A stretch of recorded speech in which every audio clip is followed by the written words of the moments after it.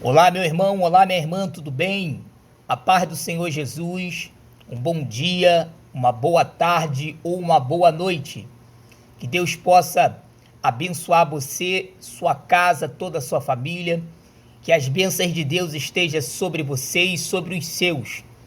Que nesse dia o Senhor possa nos agraciar, nos abençoar e nos iluminar pela sua glória, pela honra e pelo poder do nosso Senhor e Salvador Jesus Cristo. Queridos, vamos mais uma mensagem da parte de Deus ao seu coração, uma palavra de meditação, de fé, de reflexão, uma palavra objetiva para alcançar a sua fé diante do Filho de Deus. Eu quero que você abra sua Bíblia em Atos dos Apóstolos, capítulo 2, versículo 42 e versículo de número 43. Lembrando que nós estamos numa série de mensagens sobre a igreja primitiva, sobre a igreja do avivamento, sobre a igreja que no seu período de existência terreno marcou o seu século e a sua história. Então, no meu canal no YouTube, Emerson Sá, você vai ver as outras mensagens já disponíveis no canal acerca desse ministério e dessa igreja. Amém, queridos? Então convido você a estar abrindo a sua Bíblia em Atos dos Apóstolos, capítulo 2, versículo 42 e 43, que diz assim: E perseveravam na doutrina dos apóstolos, e na comunhão, e no partir do pão, e nas orações. Em toda a alma havia o temor, e muitas maravilhas e sinais se faziam pelos apóstolos. Queridos, como eu já disse aqui aos amados irmãos, nós estamos numa série de mensagens sobre a igreja primitiva.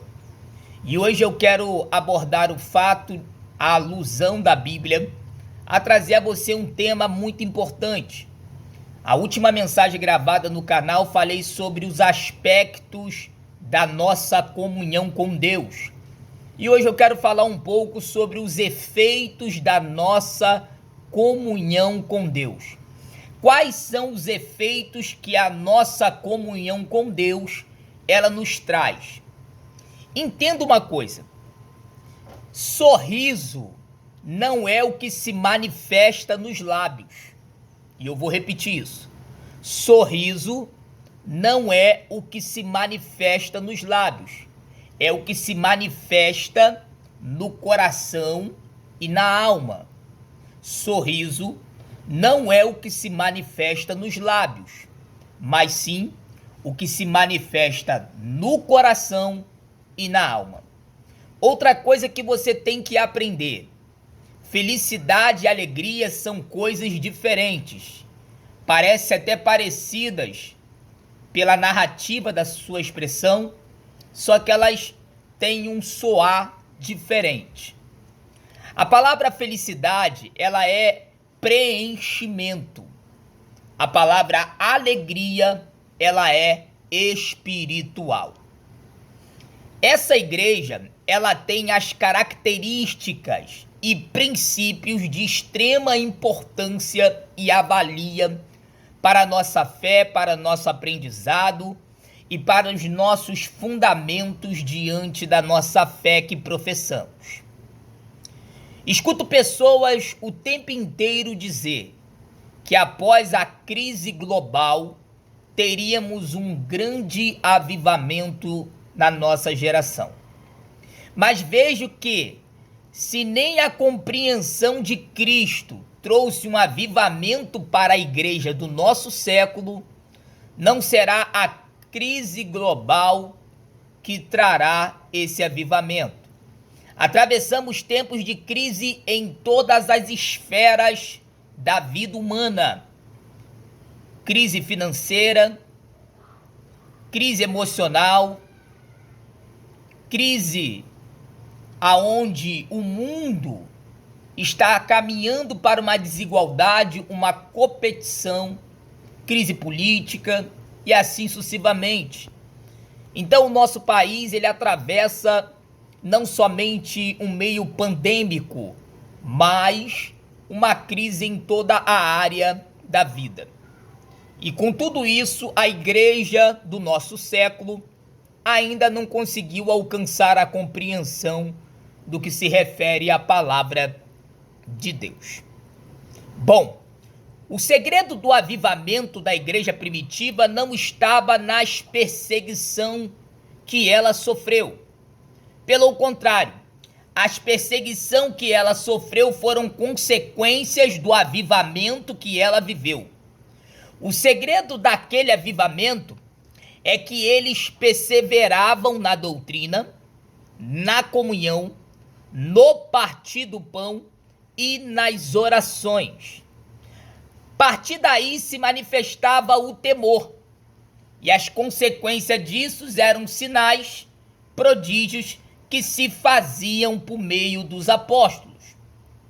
Os milagres que essa igreja fazia não era resultado de orações, e isso é muito importante refrisar aqui.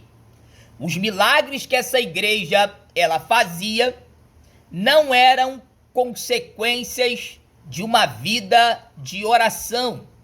Era resultado de uma igreja que perseverava na doutrina, que perseverava na comunhão, que perseverava no partir do pão e que perseverava nas orações, e a partir disso tinha uma vida de temor. Comunhão é muito mais que um relacionamento de amizade. Comunhão com o próximo é o reflexo da minha comunhão com Deus. Eu vou repetir. Comunhão com o próximo é o reflexo da minha comunhão com Deus. E isso indica que se eu não tenho comunhão com o meu irmão, há uma possibilidade da minha comunhão com Deus estar comprometida.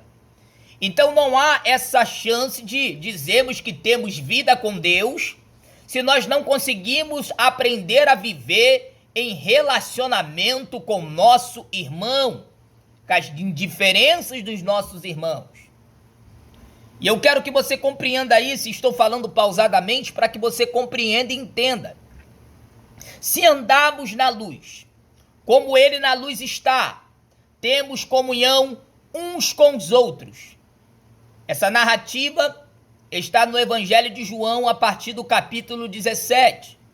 Jesus estabelece em várias colocações a comunhão entre os irmãos, com um aspecto da vida cristã, e a nossa maior pregação é a nossa expressão diária de comunhão com os irmãos. A nossa maior pregação é essa. Ao contrário da comunhão, nós negamos a nossa pregação. É por isso que no Salmo de número 133 diz assim: ó, quão bom e quão suave é que os irmãos vivam em união. Um verdadeiro servo de Deus deseja a comunhão com Deus. E quais são os efeitos da nossa comunhão com Deus? Não existe comunhão com Deus se não houver comunhão com nosso irmão. Não existe comunhão com Deus se não houver comunhão com nossos irmãos. Na primeira epístola do apóstolo João, capítulo 4, versículo 20 e 21, diz assim: aquele que não ama o seu irmão não pode amar a Deus. Como pode amar a Deus a quem você não viu, sem amar o seu irmão a quem viu? Um crente genuíno deseja comunhão com Deus. No Salmo de número 42, diz assim a narrativa do texto: como o servo geme e brama pelas correntes das águas, assim a minha alma suspira por ti, ó Deus. Paulo, escrevendo aos Filipenses, no capítulo 1, no versículo 23, na narrativa da sua expressão, ele diz assim aos irmãos de Filipe: De ambos lados estou em aperto, tendo desejo de partir para estar com Cristo, o que para mim é muito melhor. O interessante é que Paulo diz: eu tenho desejo de morrer. Ter desejo de morrer não significa querer morrer. Significa que eu sei o que me espera do outro lado e eu tenho desejo de estar lá. Era a colocação correta do que o apóstolo Paulo se expressava aos irmãos de Filipe. Todo crente verdadeiro, todo irmão cristão tem sede de ter comunhão com Deus. Eu quero rapidamente aqui, para não se tornar um vídeo muito longo, muito extensivo, até porque eu não vou conseguir na sua totalidade concluir essa linha de raciocínio dos efeitos da comunhão com Deus, eu quero rapidamente aqui falar alguns tópicos e no próximo vídeo eu dou continuidade na parte 2, nesse princípio dos efeitos da nossa comunhão com Deus. Tópico número 1. Quando temos comunhão com Deus, o primeiro em nós é a marca de Deus em nosso caráter. Eu vou repetir. Quando temos comunhão com Deus, o primeiro em nós é a marca de Deus em nosso caráter. Preste atenção. Ninguém encontra Deus e sai sem ser marcado. A comunhão com Deus vai marcar a sua vida de algo e de modo extraordinário. Se você pegar o livro de Atos dos Apóstolos, no capítulo 4, você vai ver que na narrativa do texto, se o irmão ler o capítulo 3 também, e vemos que Pedro e João subia a porta do templo muito conhecida, chamada Formosa. Quando eles chegam à porta do templo, tem um paralítico lá pedindo esmola. E Pedro diz: não temos prata e não temos ouro, mas o que temos te dou. Em nome de Jesus Cristo Nazareno, levanta-te e anda. Então perceba aqui que a Bíblia diz que ele levantou e entrou no templo pulando e causou um alvoroço. E quando ele causou um alvoroço, prenderam a Pedro e prenderam a João. Essa história está entre o capítulo 3 e o capítulo 4 de Atos dos Apóstolos. Uma leitura bem cuidadosa do texto, você vai conseguir abranger essa fala que está sendo narrada. Então perceba que o paralítico que estava na porta de um templo pedindo esmola, mendigando ali numa situação precária, na sua deficiência e na sua impossibilidade, ele se decompara com dois homens subindo ao templo para poder também oferecer a sua adoração. Só que ele não tinha prata e não tinha ouro, mas tinha Jesus em seu coração, em suas vidas. E liberaram uma palavra e aquele paralítico saltou e entrou no templo pulando. E causou um alvoroço muito grande. E daqui a pouco se chegaram até Pedro e a João. E levaram Pedro e João diante dos magistrados. E quando chegaram lá na hora do depoimento, Pedro começa dizendo: a esse Jesus, a quem vocês crucificaram e mataram, Deus ressuscitou dentre os mortos e fez Senhor e fez Cristo. Veja a exposição de Pedro. É tão forte que no versículo 12 ele diz assim: em nenhum outro nome há salvação, porque tanto em cima do céu e tanto embaixo da terra, nenhum nome é dado no meio dos homens pelo qual devemos ser salvos. Aí em Atos dos Apóstolos, capítulo 4, versículo de número 13, ele diz assim: e eles se maravilharam, os magistrados, sabendo que Pedro e João eram indoutos, mas reconhecia que eles haviam andado com Jesus. Você preste bastante atenção.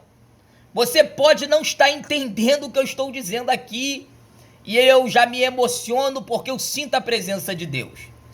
Eles, quando os magistrados reconhecem a fala da expressão da narrativa de Pedro, e eles, pela fala e a expressão de Pedro, reconheceram que eles andaram com Jesus. Eles não eram letrados.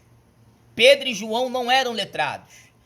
Pedro e João não eram doutores, mas estavam falando com doutores no mesmo nível, no mesmo intelectual, na mesma autoridade, na mesma ousadia, na mesma fluidez, que a explicação, alguém diz que eles são discípulos do Nazareno e a marca ficou, a trepidez ficou, a ousadia ficou, a sabedoria ficou. Por quê? Quem anda com Jesus recebe a marca de Jesus em seu caráter. Quem anda com Jesus recebe a marca dele em sua vida. Quem anda com Jesus recebe a marca dele na sua conduta. Quem anda com Jesus recebe a marca dele na sua narrativa. Quem anda com Jesus, todo o seu aspecto físico, humano, terreno, tem a marca de Jesus em seu caráter. Louvado seja o nome do Senhor e bendito seja Deus nesse momento. Então, queridos, essa é a primeira marca. Quando temos comunhão com Deus, primeiro em nós, a marca de Deus está em nosso caráter. Segundo, a comunhão com Deus te tornará percebido. A comunhão com Deus te tornará percebido. Nós vivemos numa geração que as pessoas que estavam na vitrine o tempo inteiro. Uma geração que hoje sobe o monte, selfie. Desce o monte, selfie. Ora, selfie. Prega, selfie. Hoje tudo no meio cristão e religioso. Vivemos numa geração que as pessoas querem estar na vitrine o tempo inteiro. E quando você vive uma comunhão com Deus, você precisa fazer show para ser visto? Eu acho que não. Quando você chega, o mundo te vê. Quando você chega, o mundo te pertence, te percebe. Por quê? Existem traços de diferença em você, no qual você não precisa se declarar que é, no qual você não precisa mostrar que você tem, pelo simples fato que quando você tem comunhão com Deus, você não precisa fazer show para ser visto. Quando você chega, o mundo inteiro já te vê, porque existe um traço de diferença. Em Atos, capítulo 2, versículo 47, diz assim: a igreja primitiva crescia todos os dias. A igreja ia apresentando aqueles que iam sendo salvos por ela. E está escrito assim: e caiu na graça do povo. Onde eles chegavam, todos sabiam, de algum modo, que eles eram seguidores de Cristo. Não precisava explicitamente eles falar o que eles eram, se eles pregavam muito, se eles tinham bacharel em teologia, se eles eram pedagogo, doutores. Pelo contrário, aonde eles chegavam, eles caíam na graça do povo, sem fazer show, sem estar na vitrine, sem estar praticamente na mídia. Eles não precisavam disso, queridos, porque os traços daqueles irmãos eram diferentes. Segunda Reis, o texto revela que quando Eliseu, um profeta, passava sempre de uma cidade, a palavra dele nunca voltava vazia. Perceba que, segundo a história Diz que Eliseu, ele saía de uma cidade e parava no lugar e fazia uma refeição. Até que um belo dia, uma mulher cujo nome se chamava Sunamita, chamou seu esposo após uma jornada de trabalho no dia e disse: meu filho, eu tenho visto que esse homem que passa por nós, ele é um santo homem de Deus. Irmãos, cá para nós. A sua esposa se expressa com seu esposo de um homem que ela vê todos os santos dias passar à beira da sua casa e ela vê os traços de diferença entre o profeta Eliseu. Se você tem comunhão com Deus, não se preocupe em estender bandeira da sua apresentação. Fica tranquilo, Deus vai apresentar você. Eu vou repetir isso aqui. Se você tem comunhão com Deus, não se preocupe em estender bandeira da sua apresentação. Fica tranquilo, o próprio Deus vai apresentar você. Davi nunca se candidatou a rei. Pela lei da sucessão, ele não poderia plantear o que está narrado em 1 Samuel, capítulo 16. Mas alguém chega para Saul num período de atormento e diz: tem um menino em Belém, varão de guerra, toca bem, e o Senhor é com ele. Quando você tem comunhão com Deus, você se torna percebido, você se torna visto. A sua chegada define o cenário sem precisar se aparecer, sem precisar fazer show e sem precisar estar na vitrine. Porque quem tem comunhão com Deus tem traços diferentes. Quem tem comunhão com Deus tem a marca da aliança. Quem tem comunhão com Deus tem traços de diferença que vai marcar o cenário aonde você pisar. Louvado seja Deus. Terceiro, a comunhão com Deus faz abrir os olhos. A comunhão com Deus faz abrir os olhos. O que você não viu quando você tem comunhão com Deus, você passa a ver. Em Lucas, capítulo 24, eu quero abrir aqui a minha Bíblia para a gente meditar e entender. Lucas capítulo 24, versículo 36 ao 40, ele diz assim: e falando ele dessas coisas, o mesmo Jesus se apresentou no meio deles e disse: Pai seja convosco.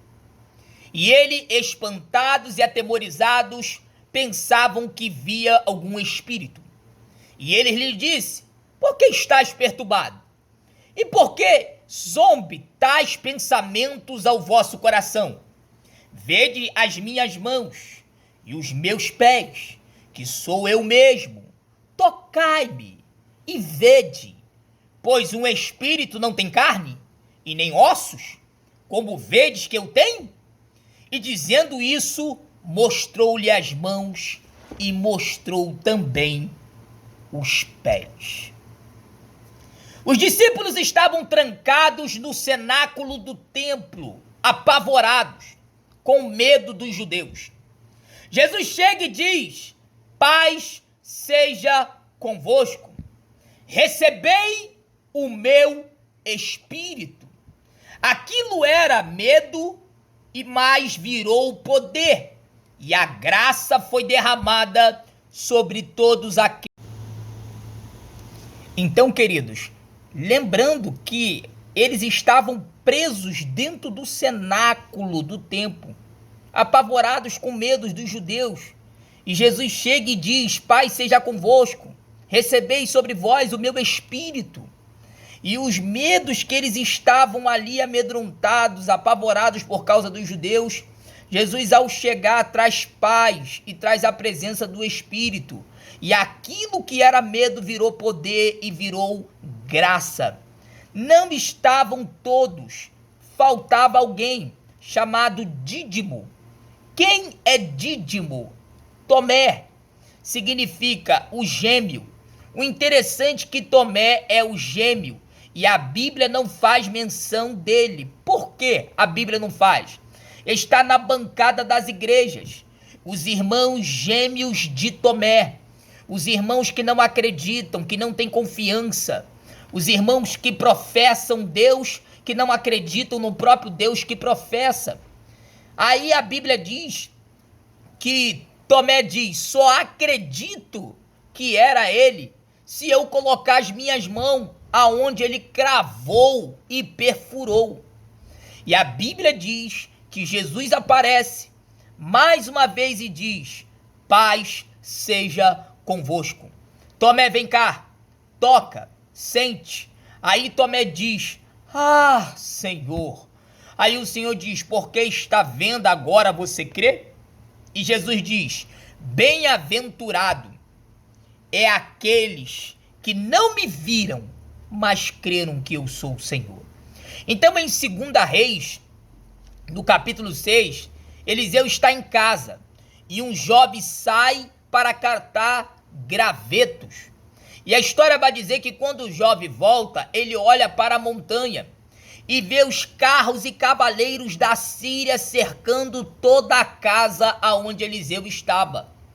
E ele entra apavorado e diz: meu senhor, estamos cercados de carros e cavaleiros da Síria. E ele entra apavorado e diz: meu senhor, não temos para onde fugir. Estamos cercados. Aí Eliseu diz: meu senhor, abre os olhos dele para que ele veja. E quando o jovem abre os olhos, novamente, ele vê cavaleiros de fogo. Ele vê espadas fumegantes ao redor de Eliseu. Então eu quero dizer uma coisa para você. A comunhão com Deus, ela faz você abrir os olhos do impossível para o campo da possibilidade. Que Deus abençoe você. Que Deus abençoe sua casa e sua família. No próximo vídeo nós estaremos falando da segunda parte do efeito da nossa comunhão. Que a paz seja convosco e que o brilho do Espírito Santo esteja sobre você nesse dia. Graça e paz. Até o próximo vídeo. Um apelo: compartilha, curte, ativa o sininho de notificação para que as próximas mensagens você possa também receber automaticamente para a sua vida. Que Deus abençoe a todos. Um forte abraço. Graça e paz.